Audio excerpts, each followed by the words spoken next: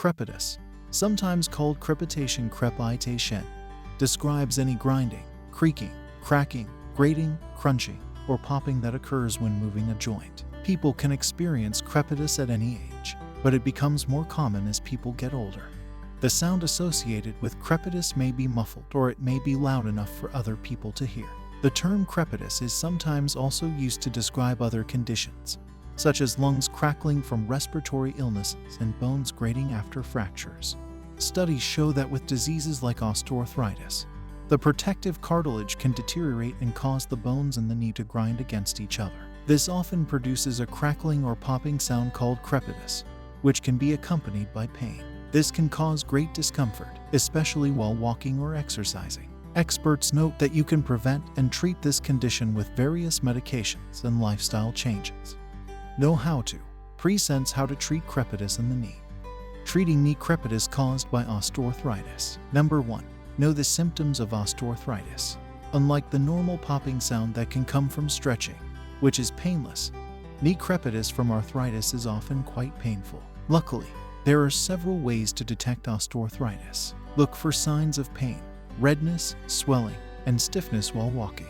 The most common location of crepitus from arthritis is in the inner part of the knee. Feel for the presence of crepitus by placing one hand on top of the knee while flexing and extending the joint. Usually, crepitus results in a soft yet crunchy sensation. Number 2. Get a prescription for anti-inflammatory drugs. Prescription NSAIDs include indocin, Dapro, Relafen, and a variety of other drugs. Prescription-strength anti-inflammatory drugs are stronger acting than over-the-counter variety and may prove more effective at fighting the pain and inflammation associated with knee crepitus. However, these stronger drugs require permission from a doctor, which usually means your knee crepitus will need to be clinically examined by one.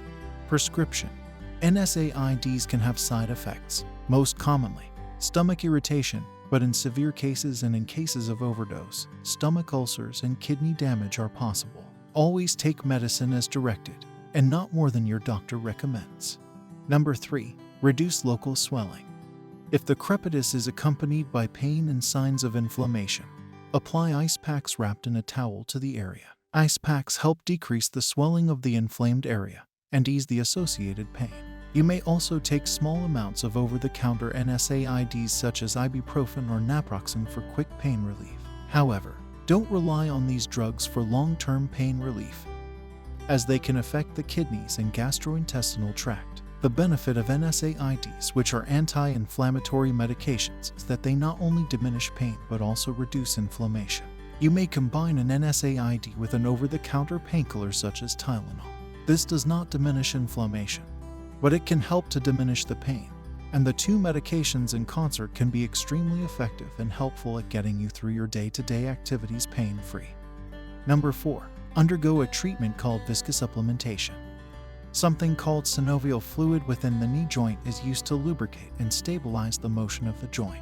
In some patients with osteoarthritis, the synovial fluid becomes thinner, in other words, less viscous. This can lead to extra friction and abnormal joint movement. In this case, your doctor may recommend viscosupplementation, a procedure that involves injecting new fluid into your knee joint to strengthen and lubricate your knee joint. Usually, this treatment takes place as a series of 3 to 5 injections over the course of several weeks.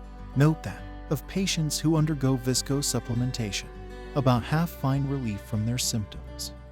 Number 5. Receive a cortisone injection.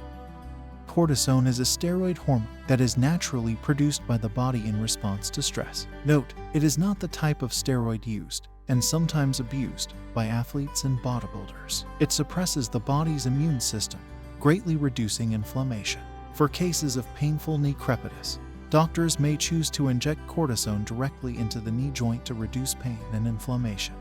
Cortisone injections have proven useful as a treatment for periodic flare-ups of knee crepitus. However, frequent, repeated injections into the joint can actually cause cartilage to deteriorate, worsening crepitus-associated pain. For this reason, cortisone injections aren't suitable as a long-term form of treatment. Cortisone injections are not recommended more than once every 3 months, but they can be used for as long as they are effective, which can be several years in certain cases. Number 6. Talk to a doctor about surgery.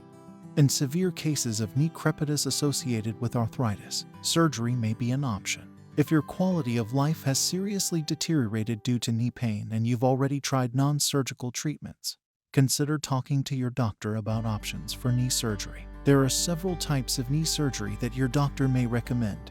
Total or partial knee replacement, cartilage repair, knee arthroscopy, and knee osteotomy are common options. Note that knee surgeries that work well for one patient may not work for other patients. Arthritis is notoriously tricky to treat. Be sure you discuss all options with your doctor before you make a decision. Number 7. Wear a knee brace. Special medical braces are sometimes given to patients with arthritis in the knee. These braces shift the weight off of the inside portion of the knee, where crepitus is most common. Knee braces can also stabilize and support the knee joint, ensuring it bends in a healthy way and protecting it from further damage or irritation. While over-the-counter knee braces are commercially available for cheap prices, most medical quality knee braces need to be custom-made to fit your joint and can, therefore, be more expensive. Talk to your doctor for pricing information if you're interested in a knee brace. Preventing worsening of knee crepitus. Number 8. Make sure you have the correct diagnosis.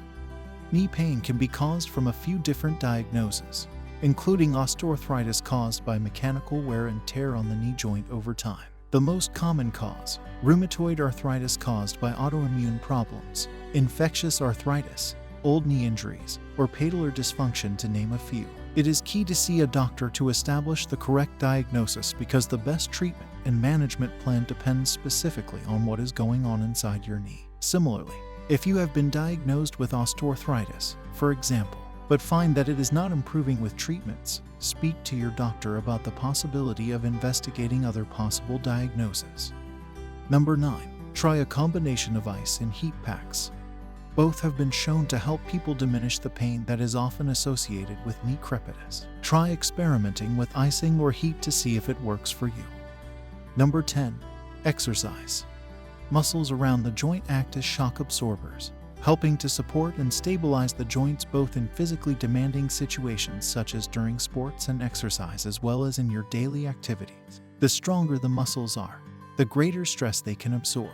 To help prevent crepitus, and if you already have it, to reduce it, gradually build the muscles around your joint through strength exercise. For knee crepitus, thigh contraction is a great exercise that strengthens muscles around the knee joint. Place a rolled-up towel under your knee and tighten your thigh muscles. Hold it for 5 seconds and relax, and repeat again for 10 times. Isometric exercises such as straight leg raises with the knee locked, quad sets, or wall sits can strengthen the joint while limiting motion through the involved joint. This avoids aggravating the joint and increasing pain and inflammation. Low-impact cardio exercises such as biking or swimming may also be done to improve the muscle strength of the thigh and calf. These exercises can also help you lose weight, further reducing crepitus pain. Number 11. Manage your weight. Each pound of weight gain puts up to 6 more pounds of pressure on the knee joint.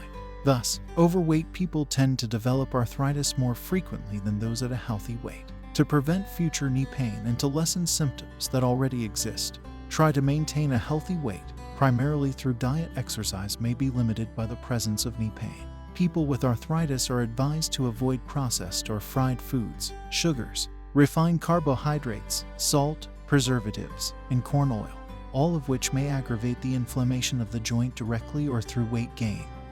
Number 12. Cautiously consider dietary supplements. Certain nutritional supplements, including glucosamine sulfate and chondroitin sulfate, are used by some arthritis sufferers to treat or prevent crepitus. However, these supplements are not regulated by the FDA and have not yet been scientifically proven to work. There is also little information on any side effects from long-term use of these supplements. Clinical studies are underway to evaluate these supplements for medical use. In the meantime, talk to your doctor or someone you trust who has tried these dietary supplements before beginning to take them. I hope you found these few tips helpful. Why not leave a comment below and let us know what you think. Thanks for watching. If you liked this video, share the love and give it a thumbs up. And don't forget to hit the subscribe button to receive more like it in the future.